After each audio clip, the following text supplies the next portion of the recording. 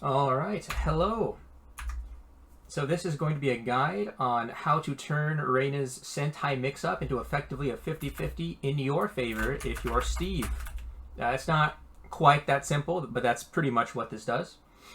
See, I have Reina dressed appropriately as a clown in a dunce cap. And here we go. So initially I have her 3 fist options here, or her 3 mid options. There's a 4th mid option in the kick moves here, but we're going to be focusing on the punch options right now because these are all option selectable by a parry, with Steve specifically. So let me show you that individually here. So that was the armor move, I believe.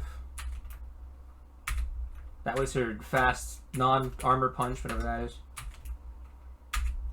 And then that one was her double, I think? Yeah. So all separate moves. They all have the same exact timing for the parry. Which then gives you a 75 damage combo if you get the read. And so that is the option select if you think she's going to throw a punch mid, is just do the back 2-4 parry. And that is 75 damage every time she does it.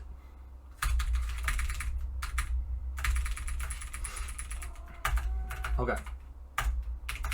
So that is the first option select. Usually Reinas don't do that unless they've already tried their high tracking kick, which I think is this one. Yeah. And so this brings to the second option select, which is the duck launch. Everything else can be duck launched for significantly less damage, but still, well, not significantly less, just a little bit less than 75. Never mind, 2 more damage. I'm actually bad at the game. But so there's that. Then there's her second option. This is the 4th mid I was telling you about. So this one, it's very, very tight, but you have enough time to recognize she didn't throw a low off the duck option, and then hold back to block it. So not ideal, but that is still option selected by ducking instead of going for the parry. And then this is her last option, which is also a duck launch. So broadly, you have 2 good, solid options here as Steve for dealing with Reinas Sentai entry. You have the duck option, which looks like this. If I could react in time.